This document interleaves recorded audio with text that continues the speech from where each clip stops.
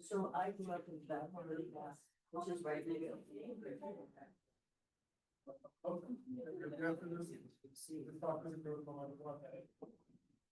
Good evening, and welcome to the 2025 Sam and Helen Stahl Center Distinguished Lecture. My name is Joel Berkowitz, and I'm director of the Sam and Helen Stahl Center for Jewish Studies and professor of English here at UWM. The Distinguished Lecture is one of the Stahl Center's signature annual events, giving us an opportunity to learn from leading scholars in Jewish studies and adjacent fields. Tonight, we have the privilege of hosting Professor Doris Bergen, the Chancellor Rose and Ray Wolf Professor of Holocaust Studies at the University of Toronto. Tonight's talk adds to the proud tradition of the Stahl Center Distinguished Lecture Series, made possible by the generous support of the Bay Foundation.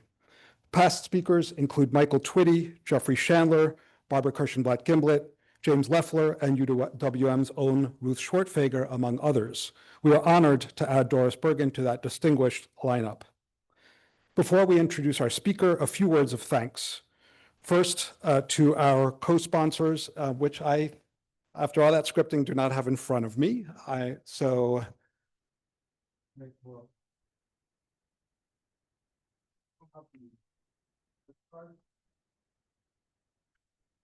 Oh, here.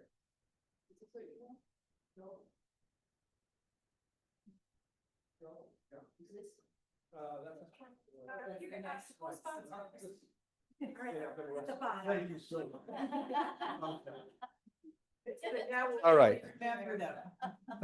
Theater guy needs his props, you know. Okay, so excuse me to our co-sponsors, Nathan and Esther Peltz Holocaust Education Resource Center at UWM's History and Women's and Gender Studies departments. Thanks to our office manager, Anna Wilson, for logistical support, as well as to Anna's predecessor in that role, Susan Wagner, who's helped with many of the logistics for this event. To Professor Rachel Stahl, Deputy Director of the Stahl Center, for too many contributions to possibly list. To Jay Piney from Classroom Services for his ongoing support, and welcome Isabella. Thank you so much for staffing this event and helping things run smoothly. To our sponsors, the Bay Foundation, we are very grateful. And to all of you for being here, both in person and our very sizable Zoom audience, welcome to all of you. A little bit of housekeeping, and then I'm going to introduce my colleague to introduce our speaker. For those of you in the room, there are feedback cards which you should have gotten, and if not, we can get one to you. Please do fill these out. We would love to hear from you, and also that will make you eligible for a drawing for Professor Bergen's book, The Holocaust, A New History. So one of these will go to someone in the room who submits a card with their contact details, and one of them will go to someone on the Zoom who will respond to the survey that Rachel Baum will send after the event. We will and Zoom participants are welcome to drop questions in the Q&A. Yes, at any time, and Rachel will moderate them. We will take questions from the in-person audience too. And to those of you here tonight, please join us for refreshments after the Q&A. It's now my great pleasure to welcome my colleague, Winston Chu, Associate Professor of History and Affiliate Faculty Member in Jewish Studies, to introduce our speaker. Winston. Thank you, Joel, for that introduction. And it is my great pleasure tonight to welcome Doris Bergen to UW Milwaukee. As you all know, she is Chancellor Rose and Ray Wolf Professor of Holocaust Studies at the University of Toronto. And some of you may also know that she was professor at the University of Vermont and at Notre Dame as well. I could read out her many publications and accomplishments, but I'd like to give a more personal inflection as well to my introduction. We've known each other at least since 2010, when we were at the annual meeting of the German Studies Association. in San Francisco. Doris graciously commented upon a panel composed of very young scholars who were out to change the world of German historiography. I remember your comments being critical but very supportive, and you obviously encouraged us to challenge accepted narratives and to rethink historiographical categories. And I think these are approaches that also define your own work as well. Doris's work on Christianity and the Third Reich have been very prolific. In 1996, she published Twisted Cross, the German Christian Movement in the Third Reich. Her last book, Between God and Hitler, published with University of Carolina Press in 2023, looks at the role of military chaplains in the Third Reich, right? In the process, she has also become a very influential scholar of Germany and the Holocaust. She is serving on the Committee of Ethics, Religion, and Holocaust at the United States Holocaust Memorial Museum, where she was also the J.B. and Maurice C. Shapiro Senior Scholar in residence in 2023-2024. I also served with her on the board of the Holocaust Educational Foundation of Northwestern University in the early 2020s, so for a few years.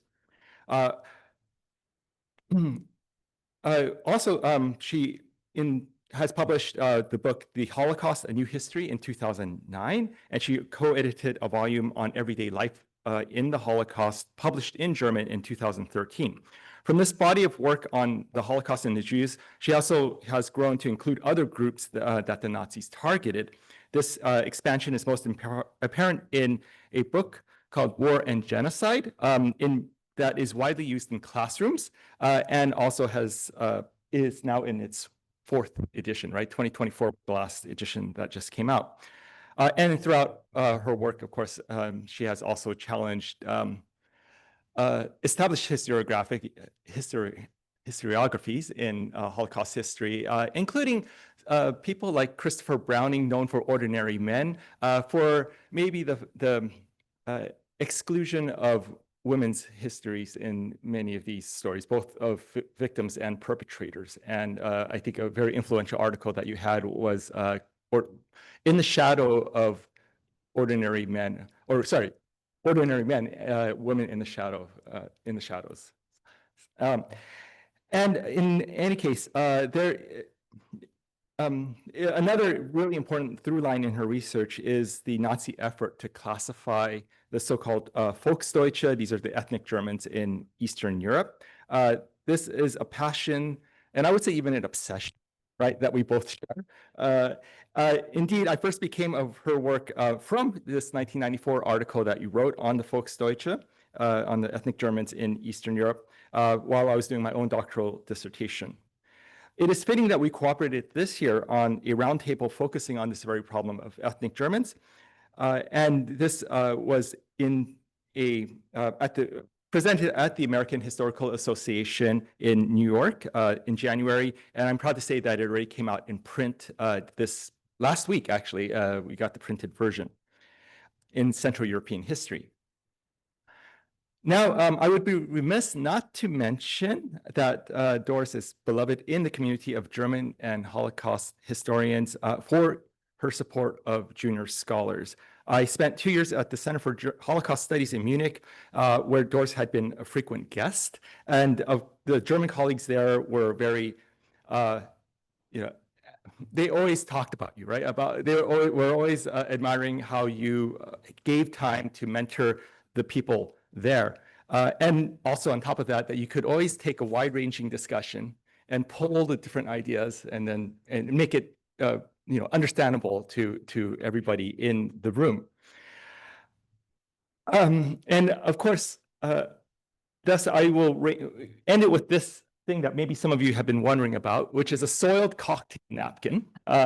And this is from also another conference that we both attended in 2013, the American Historical Association in New Orleans, where maybe I asked you about how your work was progressing on the Volksdeutsche, and I think you gave me an indirect answer by giving me career advice of sorts, right, about how one's career changes over time, right, very historical, and how I think this, as you increase in age and also increase that you move from research to more teaching and admin positions, and then maybe towards the end you achieve more honors. And it is, I think, very clear that Doris has contributed to all these fields, right, in very important ways.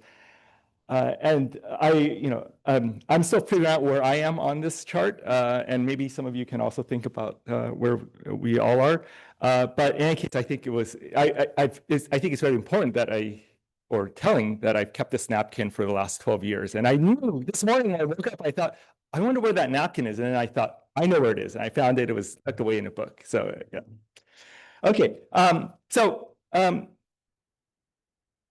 think, I think maybe what I would like to do is bring Doris up to the podium and have her give her talk. And again, express my deep thanks to her for being here, but also for being a friend and mentor over the past years. Thank you.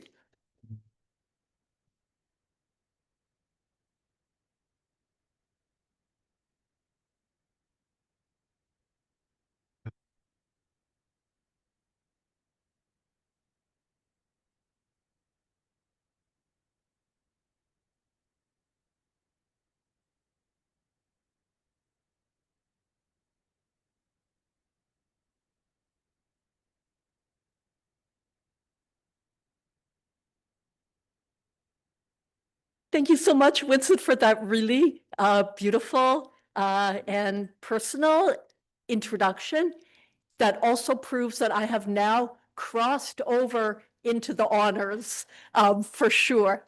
And one thing that Winston and I talked about, you didn't mention, which I'll add, is that this chart was originally drawn by Saul Friedlander for me. So this is career advice that I passed on from Saul Friedlander. And yeah, amazing to see that there. So yeah, it's really a pleasure to be here in Milwaukee with all of you, and a special honor to be giving this Stahl Distinguished Lecture.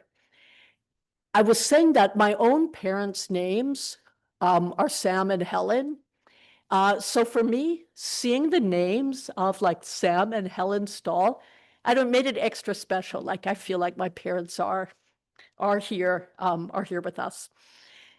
I also wanted to add my thanks to Joel and Rachel, to Lisa for the invitation and the hosting, of course, Winston, and also to Anna and Susan, Isabella, Christina, everyone who helped with organizing.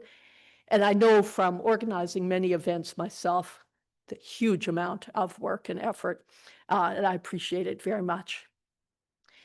Oh, I also have to thank the readers. You'll see we have 9 people in the audience who've agreed to participate by reading for me, and I thank you all in advance.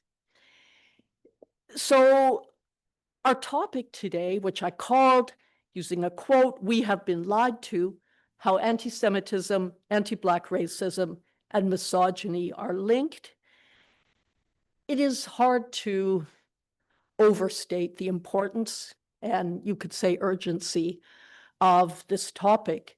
Right now, in the field of Holocaust studies, this time of year, October and especially November, is always a time of a lot of commemorative events because of the November pogrom, right, Kristallnacht in November 1938.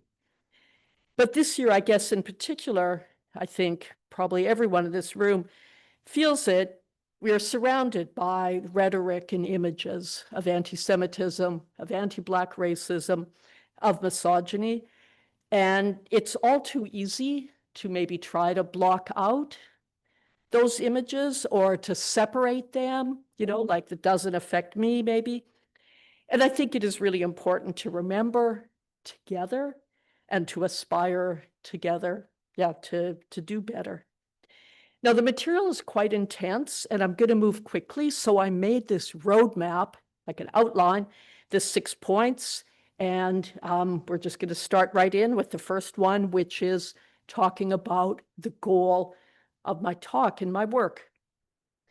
With this talk, and with my work in general, I'm really trying to hold open the field of Holocaust studies in a time of crises, divisions, disorientation, also within the field itself, I think it's really important to try to hold on to a practice of studying and commemorating the Holocaust that is capacious, that's generous, that has within it the possibility of multiple positions, that invites connections and comparisons, that hears the cries of all people who suffer, from Ukraine to Sudan to Gaza to our own communities of people experiencing violence, fear, poverty, to be open to look, to listen, and to learn. Being open also means being willing to change one's mind, being willing to see other perspectives. And I think a really wonderful example of this willingness to change comes from W.E.B. Du Bois, someone I'm sure you're all familiar with, historian, African-American public intellectual. I discovered that he also has a special tie to Milwaukee.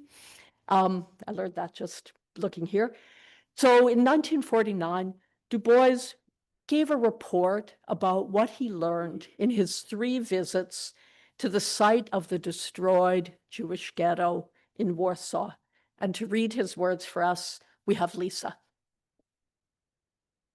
The result of these 3 visits, and particularly of my view of the Warsaw Ghetto, was not so much clearer understanding of the Jewish problem in the world, as it was a real and more complete understanding of the Negro Black problem. In the first place, the problem of slavery, emancipation, and caste in the United States was no longer, in my mind, a separate and unique thing, as I had so long conceived it. It was not even solely a matter of color and physical and racial characteristics, which was particularly a hard thing for me to learn, since for a lifetime, the color line had been a real and efficient cause of misery. It was not merely a matter of religion. No, the race problem in which I was interested cut across lines of color and physique and belief and status, and was a matter of cultural patterns, perverted teaching, and human hate and prejudice, which reached all sorts of people and caused endless evil to all men. So that the ghetto of Warsaw helped me to emerge from a certain social provincialism into a broader conception of what the fight against race segregation, religious discrimination, and the oppression by wealth had to become if civilization was going to triumph and broaden in the world. Thank you so much for that important reading. So this brings us already to the second point, what I call the layers of now. 10 years ago in 2015, for Holocaust Education Week in Toronto, the organizers chose as a theme the Holocaust and now. Looking back on the talk that I gave them got me thinking about how the different layers of this moment or this current moment shape the present. Let me explain. This image, of course, comes from 2017, Charlottesville, where white supremacists held a violent rally against the removal of Confederate statues. On that day, August 2017, so many people I knew contacted me and said, they're shouting Nazi slogans. But the slogan that they were shouting, Jews will not replace us, it's not a Nazi slogan. Nazis had a lot of anti-Jewish slogans. That is not one of them. So first I was confused, but it didn't take long. I figured it out. The slogan is actually an anti-immigrant slogan from Europe. The slogan is, you will not replace us. My theory, I can't prove it, but I think it's true, is that those columns of people, yelling, maybe they didn't know that slogan. When they saw the swastika at the front, they misheard, right? That the word you must be Jew or Jews. But that mistake, like that kid's game, telephone, I think that mistake actually reveals something that's true, which is that literally intertwined, right? within that same slogan, within that same demonstration, was the anti-immigrant sentiment, the anti-Black racism, and the anti-Semitism. Looking at the list that I put on this PowerPoint, you could add many other lists to those different moments of now. And in all of those years, I've given talks on the Holocaust. Just a year after Charlottesville, actually in October 2018, there was the shooting at the Tree of Life Synagogue in Pittsburgh, Jews at Prayer. You know, that synagogue was also a hub of refugee relief work. Since then, so many moments. The shooting at the Christchurch Mosque in New Zealand, massacres of Muslims at prayer. The killing of George Floyd, killing of two Black Lives Matter protesters here in Wisconsin, and on and on. And you could see a spiral of Islamophobia, misogyny, transphobia, anti-immigrant sentiment, anti-Asian racism. In fact, you could make a whole series of talks like the title I have today, Anti-Semitism and how they are linked. Because anti-Semitism is always, you could say, pushing, pulling, feeding, being fed by racisms. Each of them specific, each of them also mutating and changing, but linked at the same time. Since October 7th, 2023, I think it's become harder to talk about those links and those linkages, but all the more important that we do so. So that brings me to the third point, the ideological linkages, the idea of anti-Semitism as a glue that connects different systems of prejudice. This concept, I think, was articulated in a, you could say, horribly clear way by the German man, you might remember this in 2019, who went to the synagogue in Halle in Germany on Yom Kippur with the goal of shooting Jews at prayer. But in that case, the security doors of the synagogue held. He couldn't get inside. Instead, he went to the street and shot a woman who was passing by, and then went to a Turkish restaurant and just shot a customer there. In his manifesto, which the man put in English online, he wrote the following, quote, "I think the Holocaust never happened. Feminism is the cause of declining birth rates in the West, which acts as a scapegoat for mass immigration, and the root of all these problems is the Jew." You can see it there, right? The package literally tied up with the glue of anti-Semitism. You can identify a number of qualities that characterize anti-Semitism across time, and I think they're relevant for our discussion today. I've highlighted these three. Anti-Semitism is reactive. That is, it's always mixed with other hatreds and prejudices. It's adaptive. By that, I mean that it thrives with those vague categories that can always be made to fit, right? So you have a conspiracy theory. If someone brings evidence against it, well, that's just part of the conspiracy. Or you have metaphors like a parasite or a germ, things that are small. If someone says, well, they're harmless, you're like, no, because they're so small, you know, they're even more deadly. Or also anti-Semitism thrives on contradictions. Anti-Semites think of Jews as both strong and weak, impotent and lecherous, inferior and wildly powerful. And if you think that those contradictions make anti-Semitism itself weak, it's the opposite. The contradictions mean there's always something you can grab onto. I think these qualities could also be used to describe anti-Black racism, right? An enduring prejudice. And those long-term prejudices, I think it's part of that long-standing, you know, durability. These connections are not new. And in fact, Hitler himself in Mein Kampf very explicitly connected anti-Black racism and misogyny and anti-Semitism. I don't want to read this quote because it feels like you don't want to read out those Hitler words out loud, but let me just draw your attention to what Hitler is writing there in that quote, where he talks about the Jewish men lying in wait to sexually assault the white women, but also to bring Black men in to do their bidding. In other words, those old stereotypes of the Jews pulling the strings, the Blacks as their tools, and the misogyny is there too, right? The white women who are somehow supposedly the weak link in preserving the master race. In that worldview, the idea of disgust is really powerful theme, and also the weaponizing of disgust, and especially particularly of sexual fears.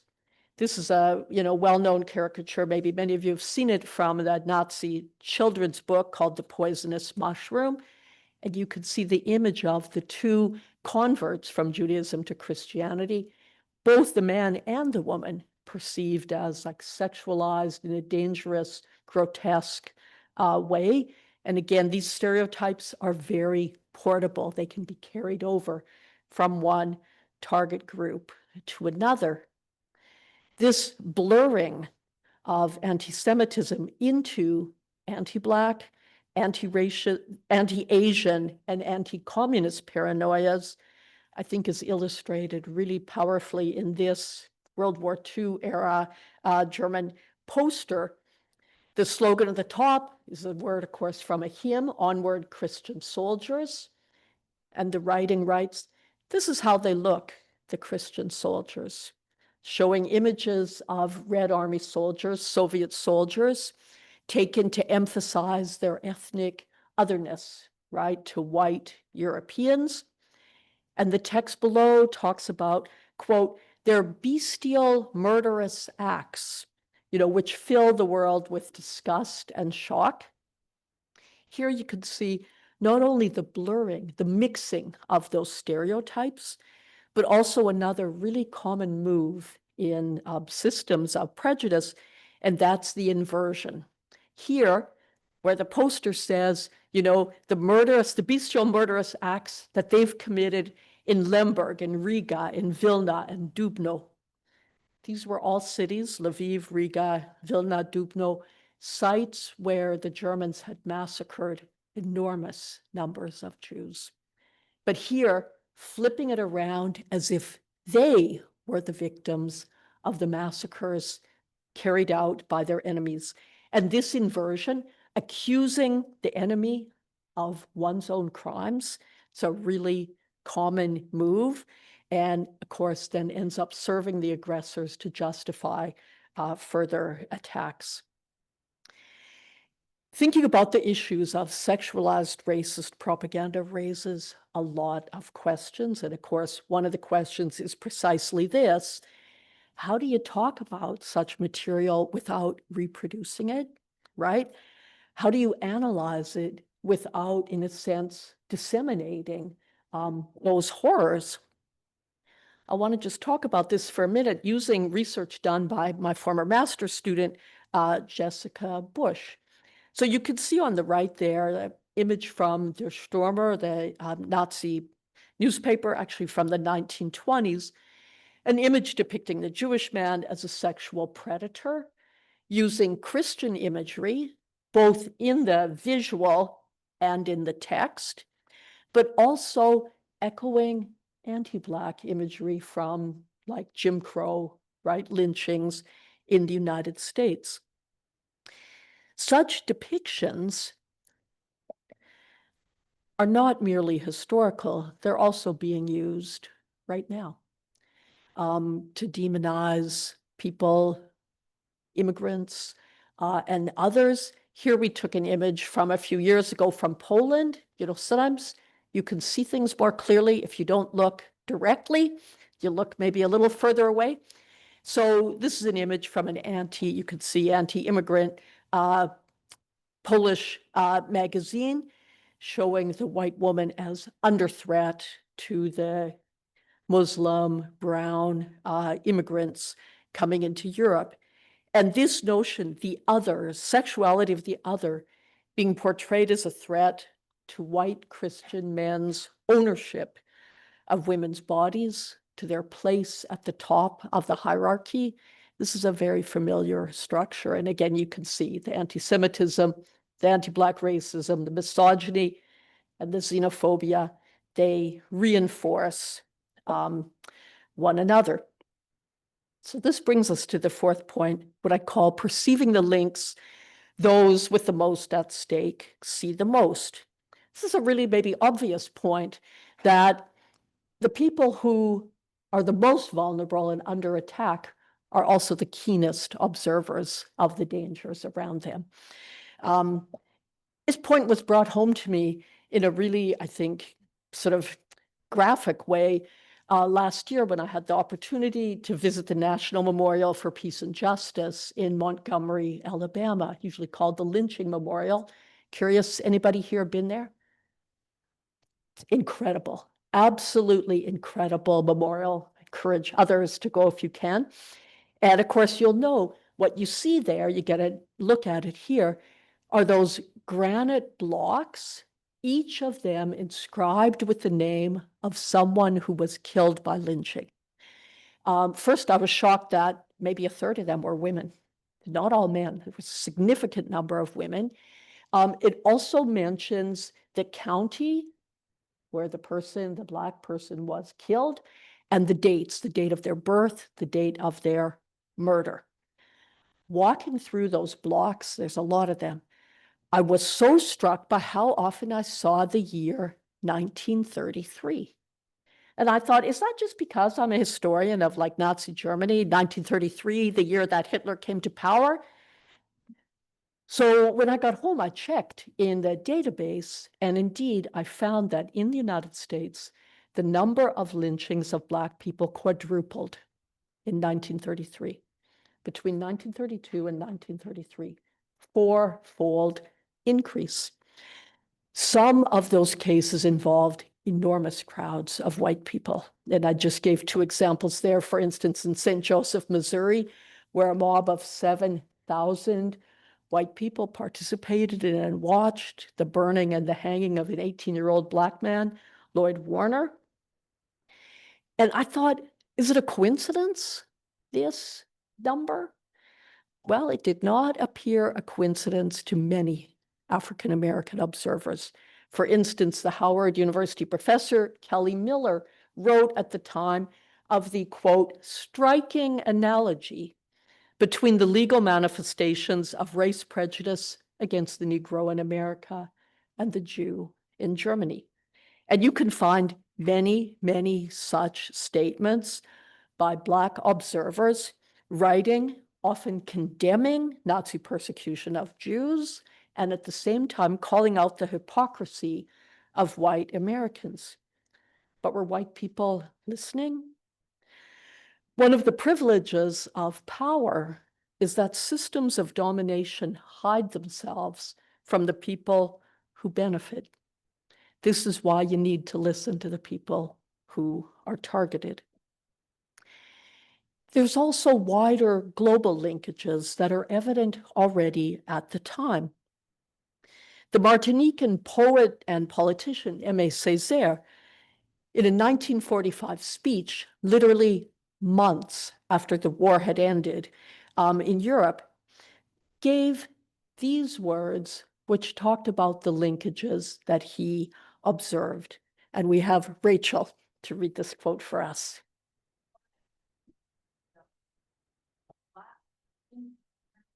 I say that we have been lied to. Hitler is not dead. When I turn on my radio, when I learn that Jews have been insulted, mistreated, persecuted, I say that we have been lied to. Hitler is not dead.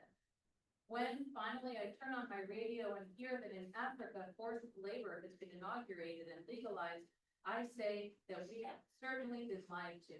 Hitler is not dead. Thank you, Rachel. So that's where I got the title, right, from my talk from.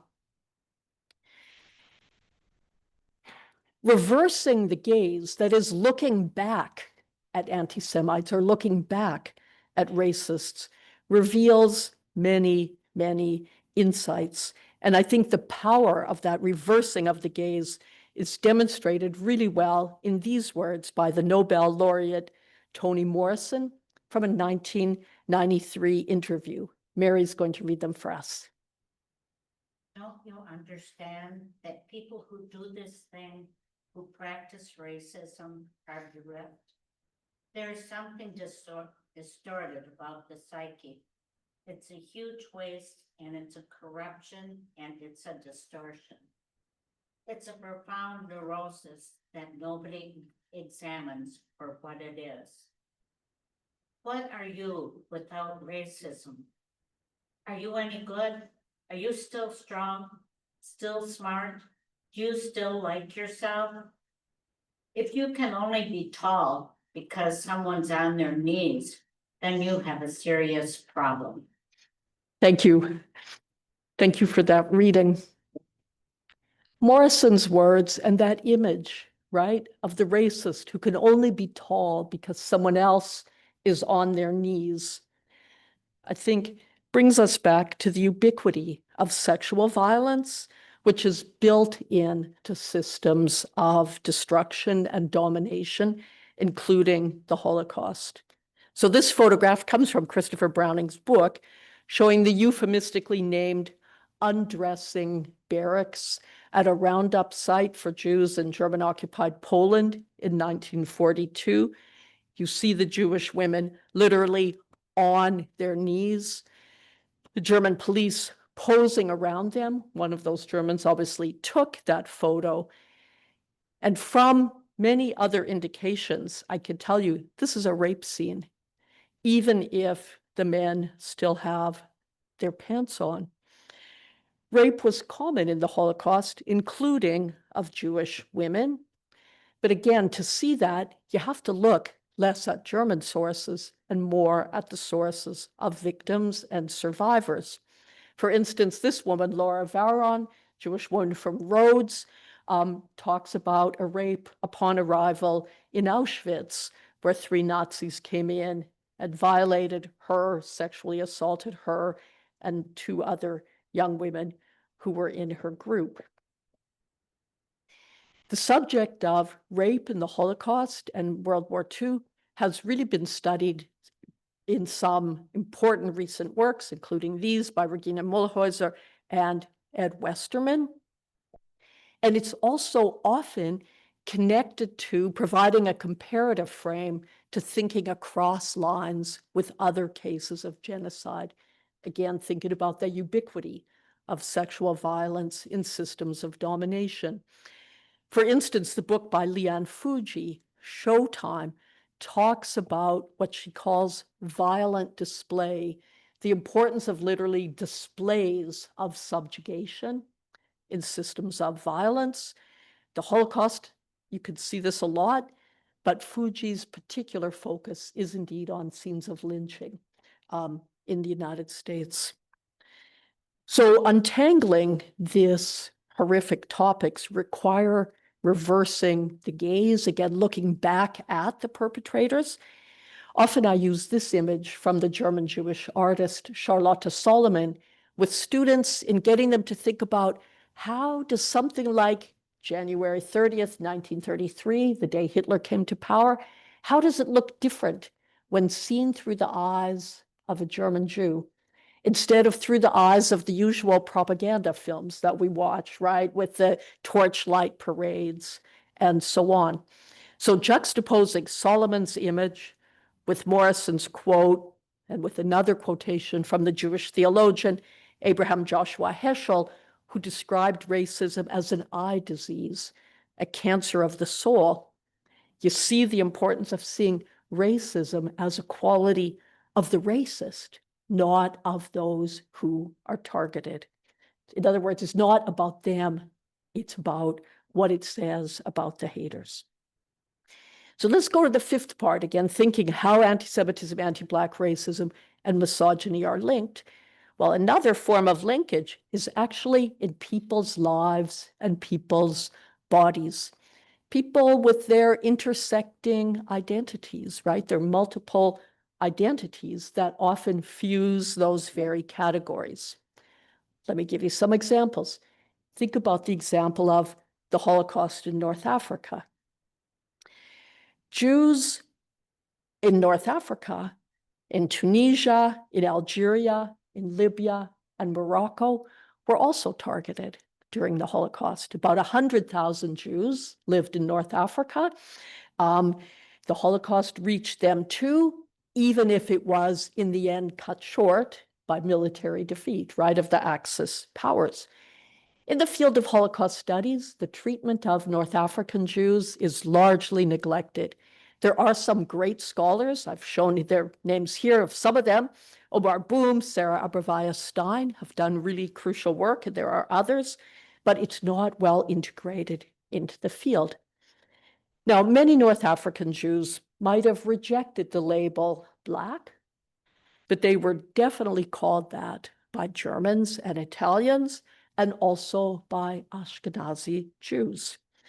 So consider the fate of 2,000 Jews from Libya who were arrested, held in a series of camps in Libya, in Italy, and in Germany, eventually ending up in Bergen-Belsen. The most detailed look at the fate of those Libyan Jews actually comes from a novel, a work of fiction, which I'm showing you here by Yossi Sukari. You could see the title of the book, Benghazi, Bergen-Belsen. Sukari's book is based on fragments that he learned from his own mother and grandmother, both of whom were Libyan Jews who experienced exactly that trajectory of those camps. His mother was a young woman at the time, and the main character of the book, Silvana, is modeled on Sukari's mother. In the novel, toward the end of the book, Silvana is raped in a camp, not by German guards, but by Dutch prisoners, fellow prisoners. And in the passage of the book that describes it, she says specifically that, she felt completely abandoned. She didn't call for help, neither from the SS, obviously, nor from the other prisoners, nor even from her fellow Jews, which she wrote, who treated her like an animal that had cunningly managed, whoops, I can see that, just covered up there, to infiltrate their territory. 2 pages later in the book, Silvana talks about the experience of liberation at Bergen-Belsen, where the liberated Jews sang Hatikva. And she chose, though she knew the words, not to sing with them. And you can see then there, I'll quote from the book, only when she realized that the song was coming to an end did she join in, emphasizing her Arab accent so they would all know she too had been there. Another set of intersecting identities, also not well integrated into the study of the Holocaust, has to do with the study of Black victims of Nazi Germany. Again, I'll just give you a few examples. One of the books that you see there by Clarence Luzane, who was a professor at Howard University for many years, Hitler's Black Victims, was published in 2002, but is very rarely cited or mentioned in work in the field. Also, even less often mentioned, the other book, only available in French, by the Martinican writer Michel Baillet, which is also, like Sukari's book, written as fiction, but based on a fragment, a historical fragment. So Baillet discovered that there was a small fragment of a diary from a Martinican woman who'd been a prisoner in the German camp of Ravensbrück. And from that fragment, she imagined the woman's experience in the camp and how she drew resilience going through the Nazi camp from imagining the experiences and the suffering of her enslaved ancestors. This book was given to me by a friend who is Black and Jewish. I have never seen this book mentioned in any works on the Holocaust. Or again, further sources. Recently, there's been a considerable interest in this man pictured here, Joseph Nassi, who you can see I explained there, was born in Suriname, but grew up mostly in New York, had an American passport, and as a result was arrested in Germany as an enemy alien. Nazi spent 2 years in Nazi camps, 3 years in Nazi camps, and created an extensive visual diary of his experiences, really fantastic artworks, and they're all held at the Holocaust Museum. Nazi has been written about at length in a really excellent book by Sarah Castile. But Castile told me that when she talks about Joseph Nazi in Holocaust settings, people immediately focus on the fact that he had Jewish ancestry. His family had not practiced or been connected with Judaism for 3 generations. But somehow it's that connection that makes him legible to an audience interested in the Holocaust. And you can pause and think, I don't know. Less legible are other Black victims, including Afro-Germans, who have also been studied here. You can see in this book by Tina Kampt and new work by Tiffany Florville, and also in the earlier 1980s work, Showing Our Colors, Afro-German Women Speak Out. Oops. That work includes an extensive excerpt from an interview with 2 sisters whose father was Cameroonian. Cameroon had been a German colony, and whose mother was a white German woman. And in the 1980s, those 2 sisters, Doris Reiprich and Erika Ngami Ulkuo, told their interviewer some of their recollections of growing up in the Nazi era. And Lisa's going to read it for us. Times were getting hard. Mother had to look for a new apartment because as a Black man, father wouldn't have gotten one. We moved into a shabby 3-room flat at the edge of town, and even one of those rooms we rented out. I was signed up at a middle school where I was well received in the beginning. Some teachers remained neutral and friendly, but others made life very hard for me from 1933 on. Often when I came home from school, my mother would notice right away that something was wrong. What's happened? And then I would cry, she would cry, we'd hold each other tight. Oh, people are so cruel to do that to a 14-year-old child. I had to take part in the course on race and had to listen to statements like, God made all whites and Blacks, half-breeds come from the devil. Or, half-breeds can only inherit the bad characteristics of both races. The teacher made me go with them to the exhibit Race and Folk. At the exhibit, they showed, among other things, retouched photos of colored people in Munich, whom I knew, with filed down teeth and weird facial expressions. They also made me go along on a trip to see a ship, even though I didn't want to. After the trolley ride, we had to march behind the flat. Of course, I walked with my head down. We had barely gotten there when the teacher called me over, stuck car fare in my hand, and said that I had to go home. As a non-Aryan, you can't march with us behind the flat. Thank you, Lisa. It's really, I think, a fascinating insight into a little-known part, of the history. So thinking about, again, those intersectional identities really draws attention to the global context of the Holocaust. And again, there's some really fascinating work being done now, you can see, about connections between the Caribbean and the Holocaust, or the book on the right by Ed Kissy about Africans' perceptions of the Holocaust in real time. And they followed events with immense interest. Again, interesting work about the reception of the Holocaust and Holocaust memory in apartheid South Africa by Roni Mikel Arieli, or the other book by Chigbo Anyaduba, my fellow Canadian, looking at the interconnections between Holocaust themes and themes about genocide in Biafra in African writing. There's many surprising links that come up maybe where you might not expect them. And one of them that I want to draw to your attention is in the classic movie Judgment at Nuremberg, Again, how many people have seen Judgment at Nuremberg? Oh, only a few in the front. It's a really worthwhile. So of course, the movie was made in 1961, American movie, right? Rushed to production because of the Eichmann trial that year. But although the movie was made in 61, it was not released on television until 1965, right? Those were the days where there'd be a lapse between the movie in the cinema and the TV showing. So by March 1965, there was a lot of excitement. Many people wanted to watch, Judgment at Nuremberg had all those superstars in there on TV.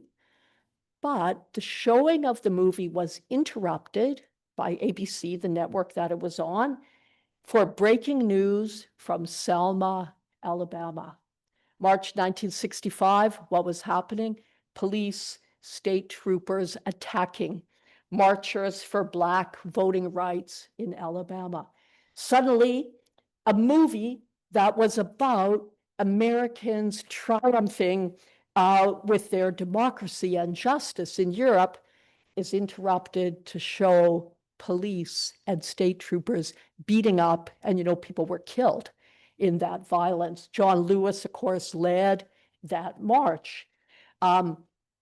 There's also another thematic connection in the movie. One of the many plots, the movie is about a trial of Nazi judges, right? American military trial of Nazi judges after the war. One of the strands in that movie involves the character played by Judy Garland. You see her here in the scene. Judy Garland plays a woman in the movie. Her name is Irene Zeiler, but it's based on a real German case involving a German Jewish man who in 1942 was brought to trial for Rassenschande, the German charge of crimes against the race, because he was accused of having sex with his tenant, at that time a young woman, now played in the movie as Judy Garland. The German Jewish man was killed by the Nazis. The young woman sent to a concentration camp for several years, right? And in the movie, Judgment at Nuremberg, the Judy Garland character is once again brought to testify, this time against the judges. So the anti-Semitism theme is really clear, right? As they reenact the whole story. The misogyny evident, but also the irony isn't even strong enough word, the contradiction of a movie, again, showing American triumph over these race laws at a time where anti-miscegenation laws were in place in almost every state in the United States, where Black, white couples faced daily perils. This is another connection, intersection, sort of emerging out of popular culture. Okay. Also embodying connections and linkages is basically friendship, easily forgotten. Here may be one of the most famous friendships of the 1950s and 60s, the civil rights era, between the Jewish theologian Abraham Joshua Heschel and Martin Luther King, pictured here in 1965, the year after he won the Nobel Peace Prize, by the way. Both Heschel and King recognized the profound significance of their friendship, but they also recognized the forces that threatened to push them, pull them apart. Martin Luther King articulated those forces in a speech that he gave in 1958 to the American Jewish Congress, and Toby will read it for us. Your people are driven here to escape the chains fashioned for them in Europe. Our unity is born of our common struggle for centuries, not only to rid ourselves of bondage, but to make oppression of any people by others an impossibility. There are Hitlers loose in America today, both in high and low places. As the tensions and bewilderment of economic problems become more severe, history's scapegoats The Jews will be joined by newspapers, the Negro, black people. The Hitlers will seek to divert people's minds and turn their frustrations and anger to the helpless and to the outnumbered. Then whether the Negro and Jew, black people and Jews, shall live in peace will depend upon how firmly they resist and how effectively they reach the mind of decent Americans to halt this deadly diversion. Thank you. These links are inspiring, but they're not always welcomed. When Toni Morrison dedicated her book, Beloved, to the 60 million and more, she was accused as if she were a Holocaust denier. The literary scholar Danielle Christmas explained that Morrison made that parallel not to displace Jews, but to join them as victims. Christmas's own literary work deals with what she calls Auschwitz and the plantation in American literature. I heard her give a talk actually during COVID on Zoom, where she explained the way that the 1978 TV series Holocaust, right, with Meryl Streep, drew heavily on an earlier series, Roots, right, the slavery epic. In the Zoom chat, the comments exploded by people dismissing Christmas's claim, saying that she was distorting or appropriating the Holocaust. In fact, the field of Holocaust studies has a huge debt to African American studies, because you think just about when Holocaust studies emerged as an academic field in the United States was right in the middle of the civil rights era. So much of the vocabulary central to the Holocaust studies field, vocabulary about passing, about race, about slave labor, it comes from that surrounding discourse of African American studies. So again, intertanglements. So this brings us to the conclusion, the last point of 6. I have to ask you, please don't be disappointed when I tell you I don't have a resounding conclusion. What I have is a few more quotations, very important ones, and some reflections. So let's start with an important point about not despairing. Here in a quote from Abraham Joshua Heschel, and it's going to be read for us by Jeannie.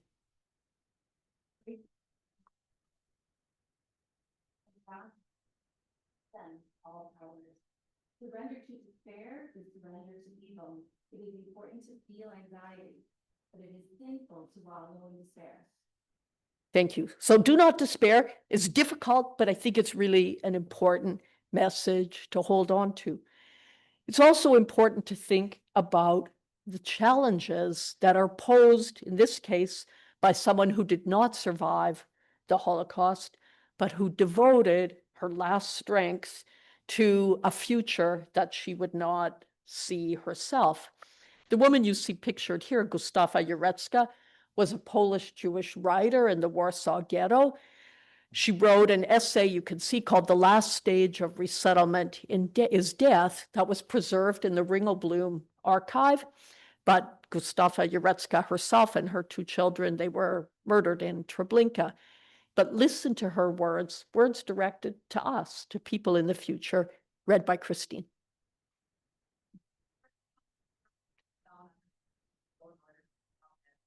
One can lose all hope except for one. But the suffering and destruction of this world makes sense when they are looked at from a distant historical perspective. Both suffering, unparalleled in history, from bloody tears and bloody sweat, a chronicle of days of hallowed pain, that will help explain the historical reason why people think they dead, and why regimes rose that caused such suffering. Thank you.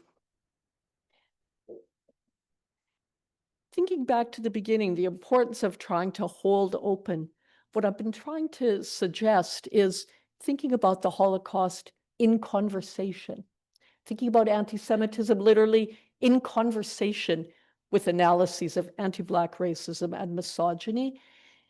And I just want to emphasize that the characteristics of a conversation involve equal and autonomous partners, right? A goal of not closure or resolution, but some kind of exchange or increase of understanding. And I think it is important to note that in a conversation, things can go in unexpected directions.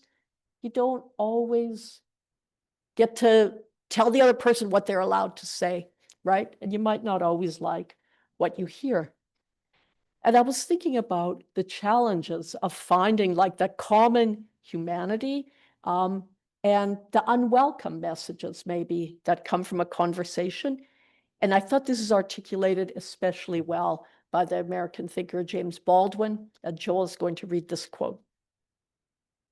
The cowardice of this time and place, this era, is nowhere more clearly revealed than in the perpetual attempt to make the public and social disaster the result or the issue of a single demented creature, or perhaps half a dozen such creatures, who have, quite incomprehensibly, gone off their rockers and who must be murdered or locked up.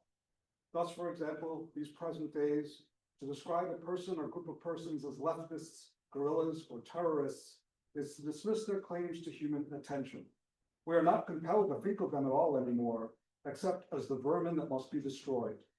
Or in another way, but for the same reason, we are still attempting to explain Hitler away. We do not wish to see him in our mirror. Thank you.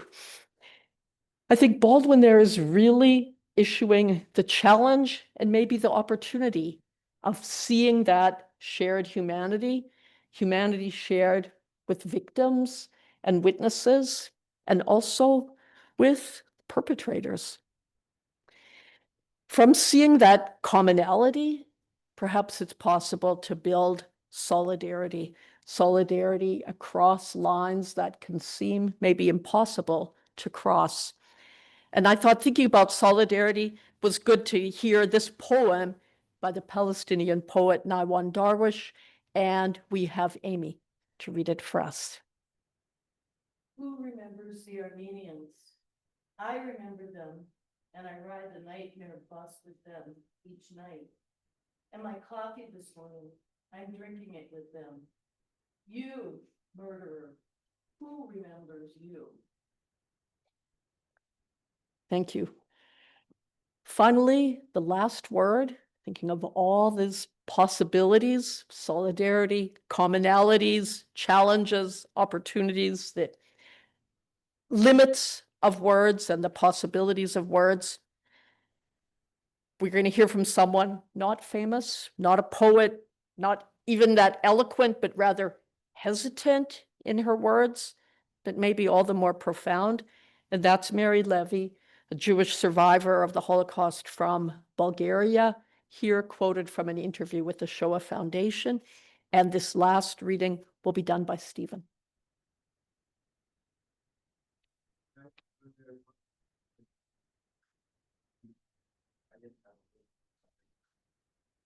Thank God you were killed for this hope so much. I know that today I cannot say about the blacks, the yellow, cannot say right about the time forget. So this may be helpful to maybe it's because Thank you very much. And I think that's the note. Maybe this helps a little bit. I don't know. Maybe it's a crazy thing to say. Maybe that's the best note we can end on. So thank you for your attention, and I look forward to any questions.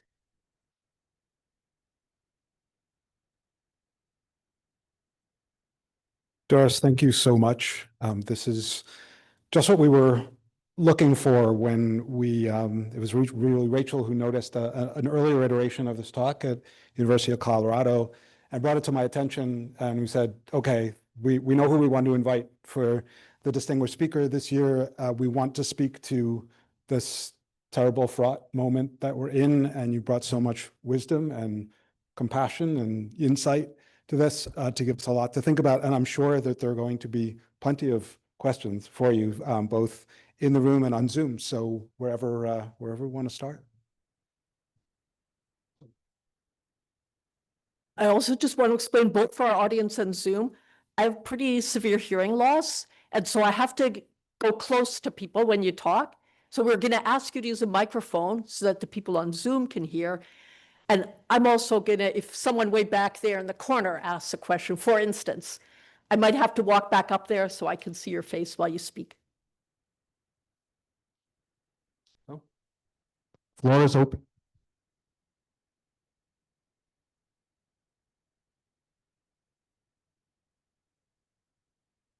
Everyone's still processing. Someone, yeah, it's hard to think of a question. This is not a question, but since we have a minute, I will read a comment made in the Q&A from Joshua Shanes, who wrote, I personally spoke with Gerald Green in 1992, who wrote Holocaust book and series, and told me it was unquestionably riding the popularity of Roots. So you have it from the source. Let me say thank you so much for that, Joshua.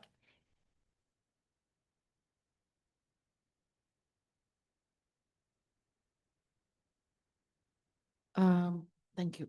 So I was wondering how you're saying that the torturer is actually defined by the feeling strong and defined by this act of violence or feeling superior, and this is what they are part of the identity. Otherwise, they're nobody. So I just wonder whether you can comment on obviously what's happening now. Is what are the parallels? Because we do see a lot of similarities that it's this is how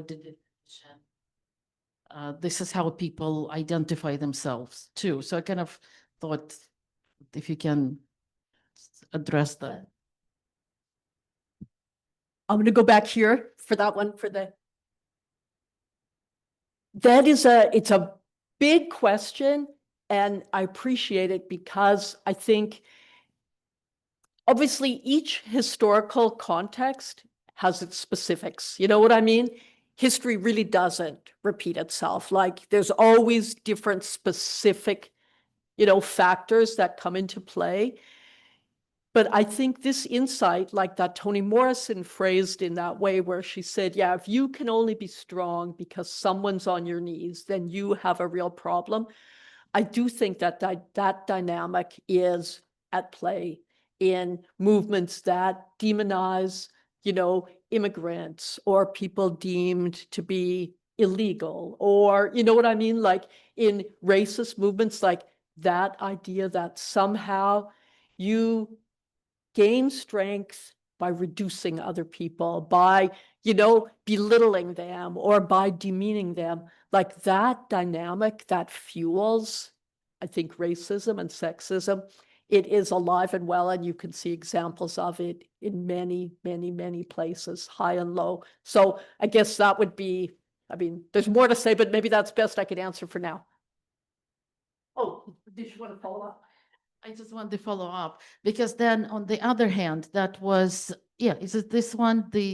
So that actually on the other hand, we have another identity is the suffering and the pain, and it's actually, there is something positive out of that too. So that's what I don't know if you can talk about that. Yes, and thank you, because let me also say, I appreciate you picking up that. That is the don't despair part, right? It's like you're not condemned to being a racist because you feel weak or afraid. You can also take your own suffering and fear and turn it into a possibility for empathy and a possibility for solidarity,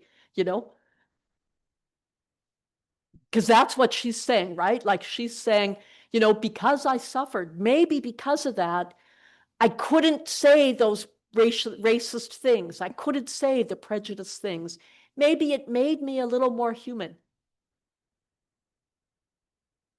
I want to follow up on that because I think you're talking about patriarchy and you've talked about misogyny, but you're really talking about disrupting the patriarchal notions that go against solidarity, empathy, identifying.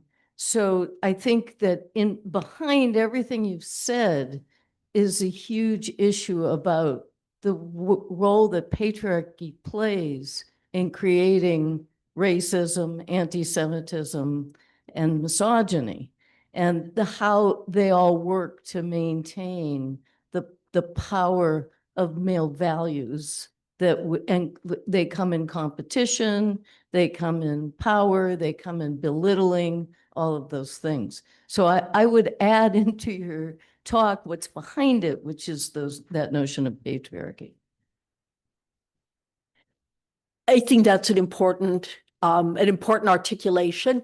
And again, you can see it in those 2 slides that I brought that my student, Jessica Bush, had prepared, right? About why is it that overt sexualization of the so-called other is so important, right? And that's about, yeah, like it goes back to that slogan again, you will not replace us. Who has the idea that we deserve to be on top somehow, right? So yeah, I think this is important. Sarah Kimball from DePaul University says, thank you, Dr. Bergen.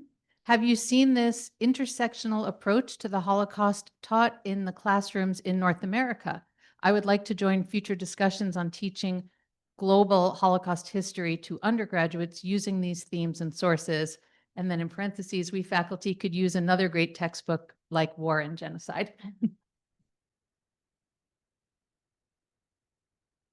Thank you for that. And, I want to say that, definitely I believe there are people out there trying to make a more intersectional approach to Holocaust studies for sure. And I was so grateful, Winston, to you for showing my 4th edition, because the earlier Holocaust New History, that's based on the old edition. But I really was trying increasingly with the 4th edition to insert, in every chapter, at least a moment to step back and think about the commonalities. And one of the things we're going to talk about it tomorrow in the workshop that I feel like is really important to stress, sometimes people think it's going to take away from the Holocaust to compare. It does not take away to compare. It's the opposite, right? It shows, again, the connection and the importance of those themes. And one thing I'd try to emphasize is that people are always making comparisons. Like you can see it in the sources from Jews at the time in the Holocaust. They'll be like, is this like the Inquisition? Is this like the pogroms after World War I? Those are also comparisons, right? And so to think like, that's how people think, is through comparisons. That's how they connect the past and the present. And so, yeah, like definitely trying to make classrooms more intersectional and to not feel threatened, I guess. If I have Indigenous students in my classroom in Canada, and if they say, well, I want to talk about, what was experienced in my family, it's not going to take away, it's going to add. So I do think the intersectional approaches are really important. Thanks so much for your talk. I'm really intrigued by these informative parallels between past and present, but I'm wondering if there's something that you know of from your background about that could help us make sense of what's going on now, where some of the people expressing the most public concern about anti-Semitism seem to be motivated by bad faith. They're allied with Christian nationalists, white nationalists, and literally Nazis, and they're speaking in the name of Jews to intervene, for instance, in higher education over these expressed concerns about anti-Semitism. And how can we make sense of a world in which anti-Semitism means so many different things, including some of these expressions really of bad faith that are in the name of protecting Jews, but also seem to have a different agenda and are in alliance with groups that clearly are not sympathetic to Jews and want no good to come to the Jewish community? This is such an important question, and I wish I had like a really profound and great answer. But I think, unfortunately, it does put us back in that position of like, listen to the voices of the weaker people, not strong. You know what I mean? Like the voices of people on the receiving end, not those on the powerful end. It's tricky because, as I mentioned, that theme of inversion, all the time, like claiming, you know what I mean? The high ground of victimhood is like itself a competition. But yeah, I really hear what you're saying. And as someone working in the Holocaust studies field, it's on the one hand, you know, if you were looking at it completely disinterested, you could say almost like, be careful what you wish for, because it's like, yeah, we wish that everyone would take seriously how important the Holocaust is. Then you realize, oh, but it becomes potentially weaponized. And, you know, I have something I've been thinking about where I came up with this term. I called it like bespoke histories of the Holocaust, like where you can literally almost design your own history of the Holocaust and use it for the political purposes that suit you. You know, so if you're Putin, you could say, oh, the Holocaust was carried out by Ukrainians, and they're all a bunch of Nazis, and that's why we have to invade them. Well, of course, 27 million Soviets were killed by, you know, in World War II, so they have a lot of victimhood to work with, if you know what I mean. But it's like that idea that, oh, you can create, yeah, a bespoke history of the Holocaust. Or, you know, after October 7th, when the Israeli representative to the United Nations put on the star badge and went to the meeting of the United Nations, it's like, okay, now I'm wearing my star, you can't criticize our actions. And it's like, so I think somehow trying to like return to, I don't know what, how else to put, like the grassroots level, or you know what I mean? To like, rather than almost falling for those, yeah, bespoke histories where, you know, you make up the history that then you can wield as a weapon. And when you see that happening, you're like, well, is that the history of the Holocaust? This thing that just becomes, yeah, a weapon against others.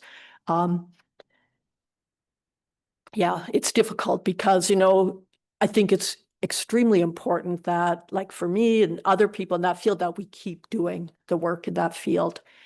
But when you see it just taken and used for all those purposes, it can create some, what's back to the no despair, it can create some sense of like, what is the way out here? But yeah, that's why I think it's not a great answer, but to think about that Mary Levy's point at the end, like to find the common humanity, to listen to the voices of hesitation and weakness, not to those voices that have so much certainty. One of my students asked about one of the examples you talked about, and she said, why do you think she chose, and I'm sorry, I don't remember the name, but why do you think she chose to wait until the end of the song to join in and emphasize her Arab accent? Was that her way of showing she wanted to be seen and accepted even after everything she went through? I think that person answered their own question extremely well. So I would say the answer is yes. And I would just add to that, really, it's a super interesting book. So I would encourage them to read that. How lucky is this student, though, to get to ask Doris Bergen a question in real time? What an opportunity.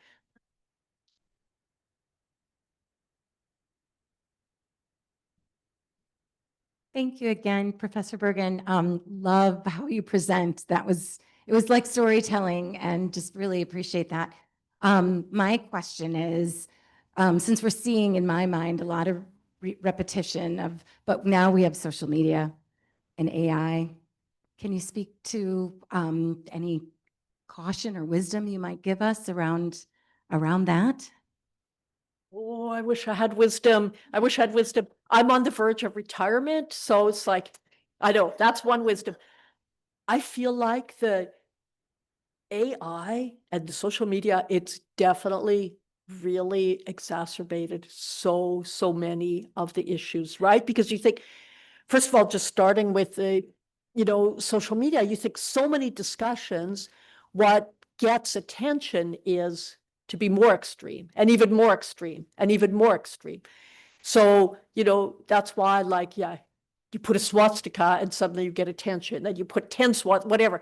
So I think like that drive to make an extreme claim so that you get attention, it has really pushed public discourse further and further into areas where you think, I don't know, like I taught my first class on the Holocaust in 1990, you know, that was a long time ago. And like the kind of just public discourse that now is like every day. Oh yeah, you're reading about people saying like, yeah, I have a Nazi streak, or like people talking openly about gas chambers. Like that was so taboo at that time. So I think like that moving into the extremes, and it has a kind of numbing effect. So that's a problem. The AI, there's just something depressing that I was going to say. You know, I love teaching, and like I really enjoyed all my courses on the Holocaust. I taught courses on religion and genocide. But what I did notice in the last years was increasing students turning to, you know, ChatGPT or other aids to write their papers. And it's so depressing because it generates so many, well, it doesn't generate, repeats cliches. And like this kind of banality, you know, of like, and so we say never again, like these pieties, you know what I mean? That's what the artificial intelligence reaches for. And that's what it presents as kind of, you know, understanding or knowledge. And again, like thinking about the power of uncertainty, of hesitancy, of analyzing contradictions or holes or gaps, like that's where you find insight. But instead, it generates answers. And the answers can lead to those bespoke histories, I think, right? Those answers. So, yeah, to me, that's been something like the devaluing of uncertainty, of blurriness, you know, like of not being able to finish the sentence because you start to cry, or not being able to say those words because you start to think of something, you know, all of that gets erased. And it's like, let me sit back while something is automatically generated. And yeah, it just pulls a bunch of phrases that have been said a million times and maybe a quote from Elie Wiesel, because, you know, yeah, it's okay. I'm getting no despair, no despair. You have to work hard to engage people and really encourage them that their worst idea is better than some bland like thing that is just generated by a machine. Well, I thought I was going to get through this without having any questions, but and like most people here, I'm struggling in a moment to moment, day by day. How do I feel about my Judaism? How do I feel about my Jewish community? How do I feel about my intellectual community? How do I feel about my neighbors? And the only, not the only, but the thing I've decided is to just keep showing up around other people and to turn the screen off, to silent the phone, and to really limit my engagement with those siloed spaces because I'm getting sick from it. So I came tonight instead of being on Zoom because there are people here, and that Rachel and I shared that. So I'm working on a series called the Social Series because it's time to get back out and have eye contact and conversations with people. That's it. And thank you for a wonderful evening. And thank you guys, of course, for what you do. So thank you. Thank you, Bev. I love that so much, showing up for other people as the antidote. Again, the antidote to despair, right? You think about friendship, about, yeah, showing up for other people. So thank you. Sure. We were talking about the Holocaust and how it's portrayed in different aspects by different people. I'd say, as education is so important to you, what's one of the main things that should be included in Holocaust education, would you say? Yeah. Or several. I got to walk back here so I can think about that. Boy, what's one thing that should be included? You know, there's so many things that should be included. What would be the one main thing? Okay, I might have to give more than one. I might have to give more than one. So I'll tell you that in my Holocaust class, I tell the students something at the beginning. There's something like, oh, I do know one main one. like there's 5 main points or whatever in our class. And one of them I say is that the Holocaust happened step by step. That's really relevant to thinking about social transformations, right? It's not a dramatic transformation overnight. It's like step by step by step. So that's one thing I think that's really important and really, really relevant. The other thing I really try to emphasize with them is that it's a human history. It's not something that happened on another planet.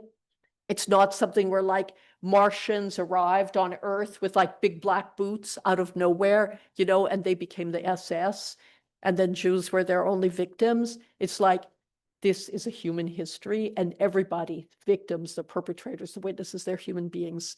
And both that is a call for like empathy, but also accountability and responsibility. So I think that's a really important thing, that it's not like this tale of, you know, almost like cardboard cutout caricatures.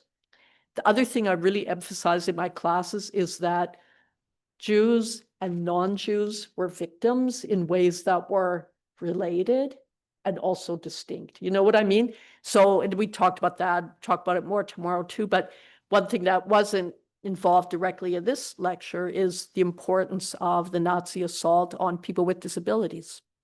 And you think that's another intersectional category. You know, obviously there were Jews with disabilities and there were non-Jews. There are Roma with disabilities. There are queer people with disabilities. Like that's a category that cuts across all. And so often there's a kind of human connection, you know, when you talk about the persecution of people with disabilities, that every single person in the classroom can identify with. And I think that's also really, really important. And again, yeah, it's not taking away from the distinctiveness of the long history of anti-Semitism, but it's also like it's intertangled. So yeah, like that intertanglement, I guess. So yeah, those would be some of the big takeaway points that I would emphasize. So I think,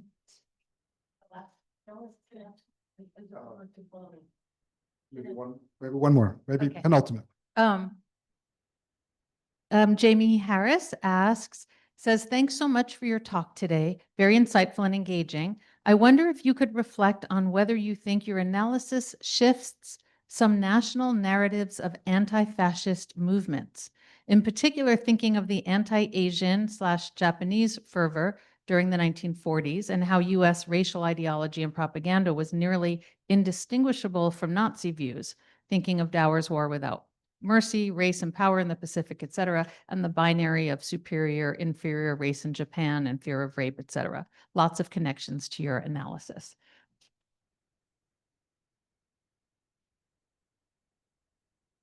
So I have this extra mic, but I'd like to walk over here because then I can think a little bit. So this is a really interesting question that I probably won't be able to do justice to in a short answer. But I think the first really important point that comes out of that question is back to this idea of the Holocaust as human history. Even though, again, that's a bespoke history too, right? We have it in Canada also, and in the US, a history of the Holocaust that it's about, well, this was our greatest moment. And we came in and stopped that. You know, you think a lot gets erased in that version of history, including Soviet Union actually bearing the brunt of fighting that war, but also including, you know, these forms of racism that were very, very, very, yeah, virulent. I think, you know, the framework, again, of the shared histories of the Holocaust as a human history, not simply a kind of monumental, you know, drama of good guys versus bad guys, but like flawed people in all kinds of areas. Like it does allow encompassing these wider stories. Yeah, there's much more I could say about it too. And definitely the case of Japan is really, really interesting. And, you know, my PhD advisor was Gerhard Weinberg, historian of World War II. And like among many, many other important points that he always stressed, one was that World War II was a global war. And the Holocaust is part of global interconnections as well. So yeah, that would be my short answer, but there's definitely much more to say and keep studying that. Sorry, I just went quite very interesting point about and how you're stressing that it's a human experience and this is really because of the human nature. So does it mean that it's like, do you believe that it pretty much will never stop, that it's always that it will be repeated and because that's the nature, that's the human nature? I wouldn't say, I don't like the phrase human nature because I feel like that is almost too fatalistic. You know what I mean? That, oh, it's just human nature. So that's not exactly what I mean by the human history, but more it's like, although maybe it is a shorthand for that, but more that everyone is like human beings and they share, you could say, motives like wanting to protect your family or wanting to have a safe place to sleep or things like that, rather than like man is wolf to man, like that human nature idea. I don't mean that exactly, but I think to your question, it is sadly true that violence is part of human history. It is. And I think maybe there's a kind of arrogance in the assumption that, oh, we've progressed. We're so much better than those people who came before us. And often that kind of arrogance itself can leave you quite vulnerable. You know what I mean? To like walking into certain kind of traps. So I teach a class, maybe this is actually really important time to say this. I think I mentioned, I teach a class or taught a class called Religion and Violence in Comparative Perspective. And it's kind of like a comparative genocide class, but focusing on themes of religion.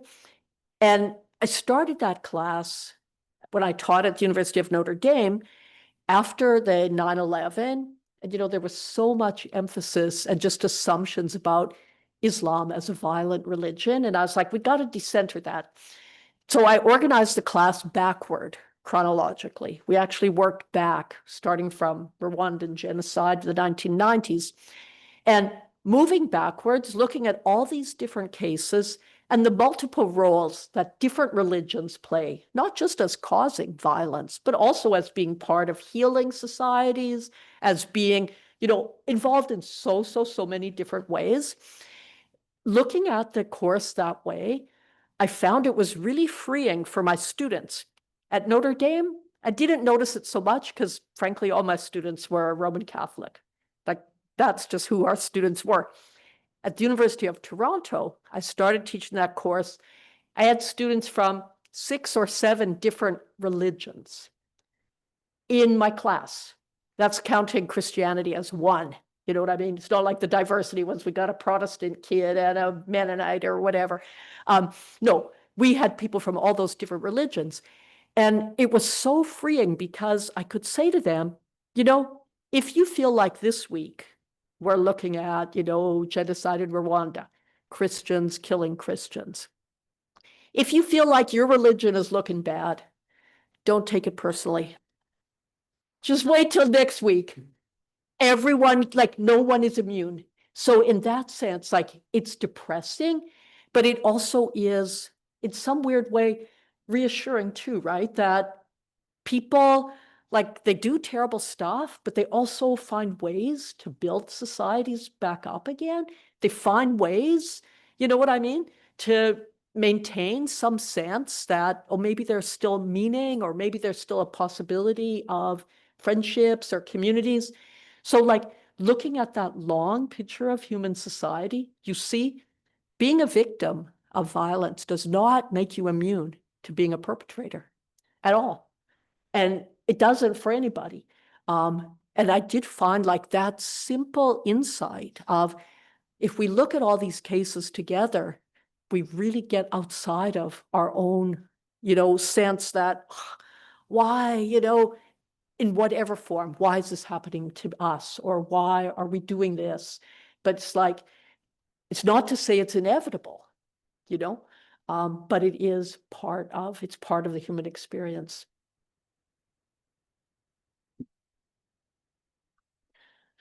Doris Bergen, thank you again so much for this very informative, powerful talk, and thank you for this, opportunity to study with you, really. And thank you all, both in the room and on Zoom, for your very thoughtful questions and comments, which really helped to carry this over into a really lively session.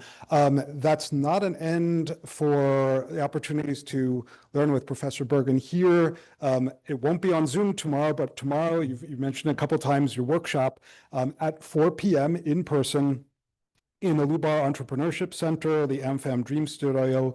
The title is Can We Still Talk? The Widening Rift Between Holocaust Studies and Genocide Studies. So I sense very strongly, just from a number of these comments and questions, that there will be very keen interest in this. And so those of you here, and even those of you on Zoom, if you know people here who can get to this, do help spread the word. And I'll also look forward 1 month to November 20th, 4 p.m. in this room, 4 p.m. Central Time, also on Zoom. Professor Ofer Ashkenazi from the Hebrew University in Jerusalem, who is in UW-Madison this year, and the title of his talk is Navigating Profound Uncertainty, Jewish Photography in Nazi Germany. So obviously there's a lot of linkages there, and we look forward to learning from Professor Ashkenazi as well. Thank you all again, and good night. Thank you, also.